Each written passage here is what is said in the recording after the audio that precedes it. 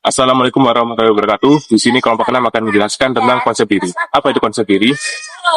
Konsep diri adalah pandangan, pemikiran, dan penilaian seseorang terhadap dirinya sendiri yang mempengaruhi tindakan dan perilakunya. Konsep diri merupakan bagian penting dari kepribadian manusia dan menjadi ciri khas yang membedakan manusia dari makhluk hidup lainnya. Konsep diri terbentuk melalui pengalaman dan interaksi dengan orang lain.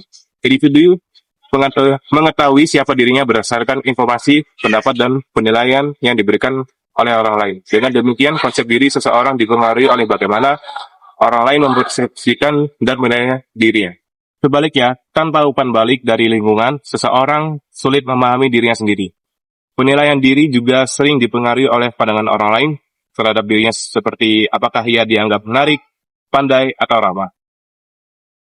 Saya akan melanjutkan penjelasan konsep diri dari Mas Fadil tadi yang sudah dijelaskan di awal video. Saya hanya ingin melengkapi saja. Saya ingin melengkapi tentang konsep diri yang berarti itu adalah siapa kamu sendiri, tahu siapa aku. Itu seperti menjelaskan dirimu sendiri pada orang lain.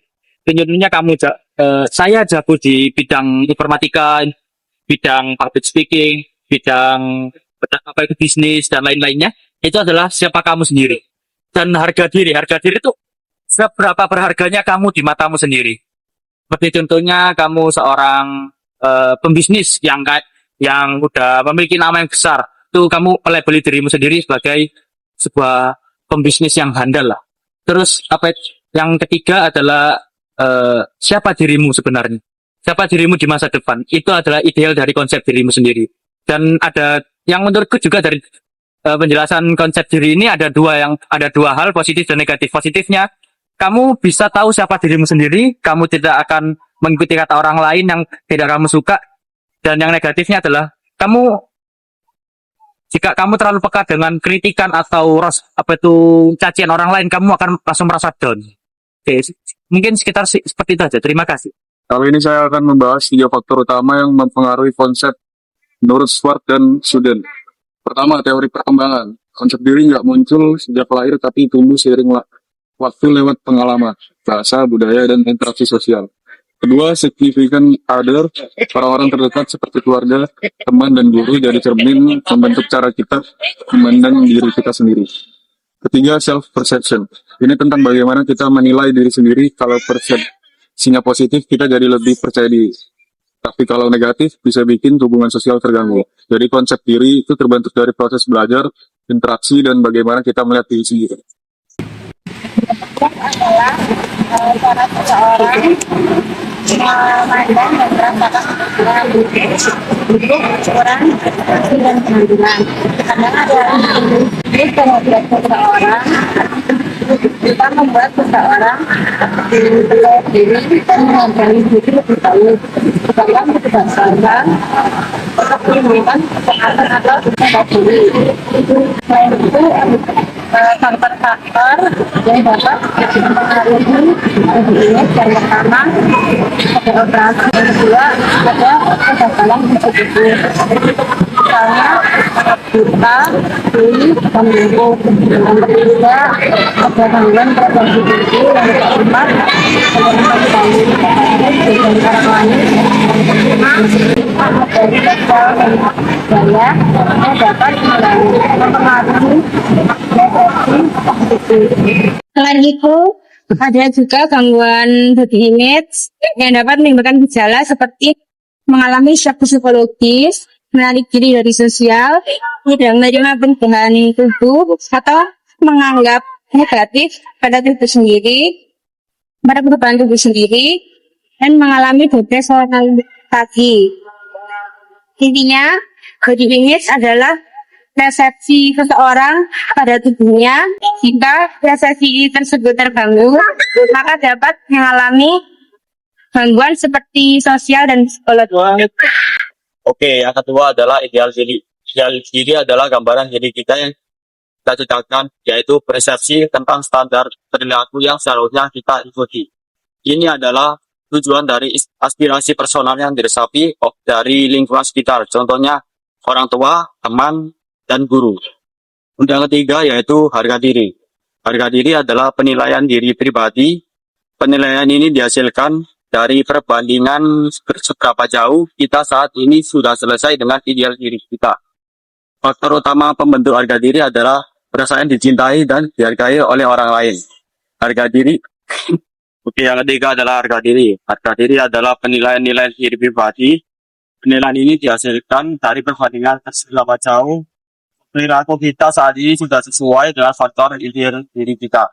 Faktor utama pembentuk harga diri adalah perasaan dicintai dan dihargai oleh orang lain. Harga diri dapat terganggu jika kita menetapkan standar yang stabil atau terus-menerus menerima umpan balik negatif dari lingkungan. Harga diri sangat rendah pada masa remaja dan usia lanjut. Nah, selanjutnya adalah peran. Peran adalah sikap dan perilaku yang diharapkan dari seseorang sesuai posisinya di masyarakat. Peran dapat ditetapkan atau diterima. Halnya ada stres peran. Stres peran muncul akibat konflik, ketidakjelasan, atau beban pikiran berlebih. Penyelesaian peran dipengaruhi oleh kejelasan perilaku, konsistensi, respon orang lain, dan kesesuaian budaya. Selanjutnya, transisi peran. Transisi peran terjadi karena perkembangan, situasi, atau kondisi tubuh saat sehat, saat sakit, yang dapat mempengaruhi konsep diri. Kemudian gangguan peran ditandai ketidakpuasan, penghindaran peran, kegagalan transisi, atau kejenuhan. Nah, selanjutnya ada identitas. Identitas adalah kesadaran diri sebagai individu yang unik dan mandiri. Identitas diri berkembang sejak kecil, dipengaruhi oleh jenis kelamin dan lingkungan sosial. Ciri identitas kuat antara lain mengenal diri, menghargai diri, dan memiliki tujuan hidup. Konsep diri terbentuk dari reaksi orang lain, perbandingan sosial, peran yang dijalankan, dan identitas terhadap orang yang dikagumi. Aspek konsep diri. Isi konsep dari menurut pandangan Berzonsky dalam Burns tahun 1993 terdiri atas 1. Aspek fisik, yaitu meliputi penilaian individu terhadap segala sesuatu yang dimilikinya. Yang kedua adalah aspek sosial, yaitu meliputi bagaimana peranan sosial yang dimainkan oleh individu dan sejauh mana penilaian terhadap kerjanya.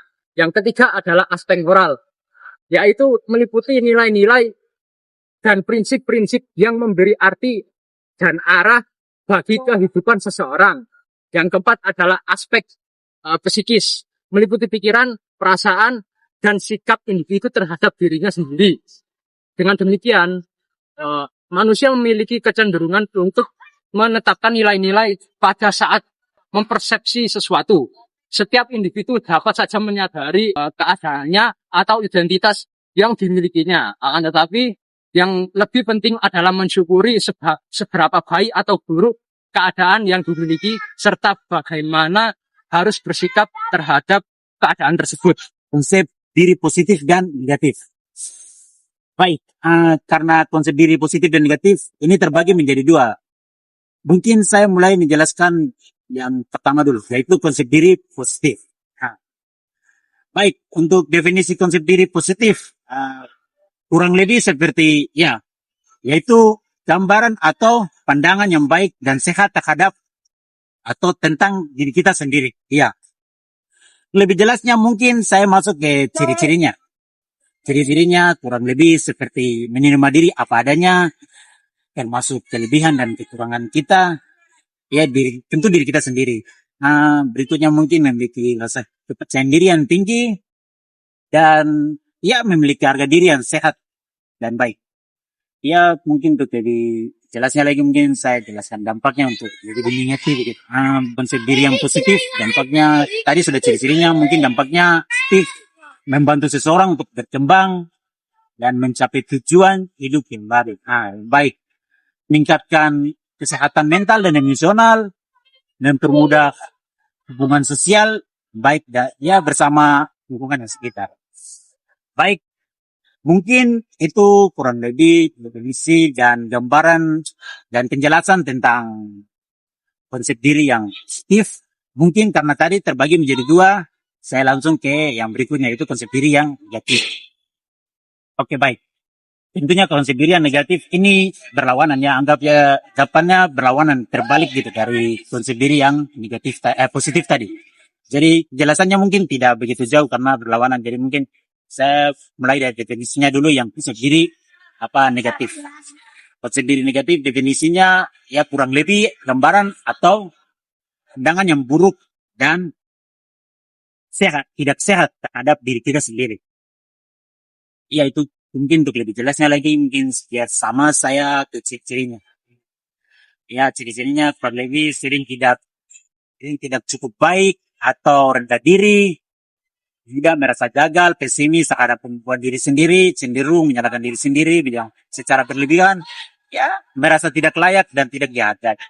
Mungkin biar teman-teman lebih mengerti, nah, tentunya dampak negatif menghambat perkembangan pribadi, menimbulkan rasa cemas, depresi, atau stres, mengganggu hubungan sosial, karena merasa kurang percaya diri.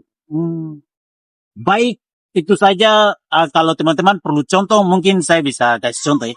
Contoh kurang lebih, kita contoh dulu yang kemampuan diri positif. Konsep kemampuan diri positif. Yang positifnya dulu.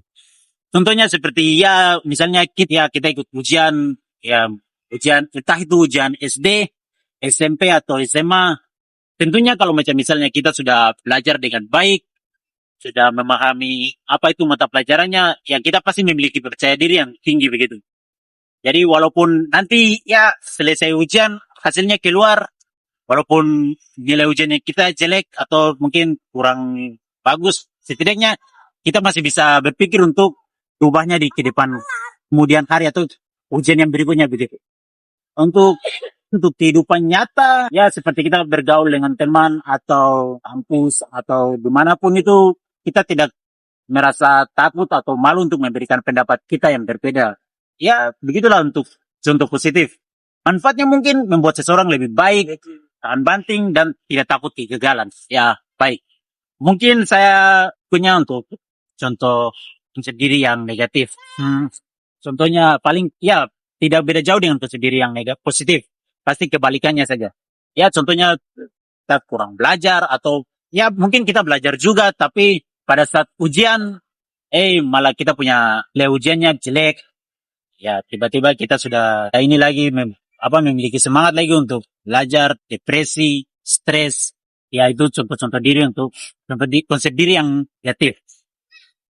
Ya manfaatnya ya membuat seseorang itu tidak menjadi lebih baik atau iya begitulah. Itu kurang lebih seperti begitu.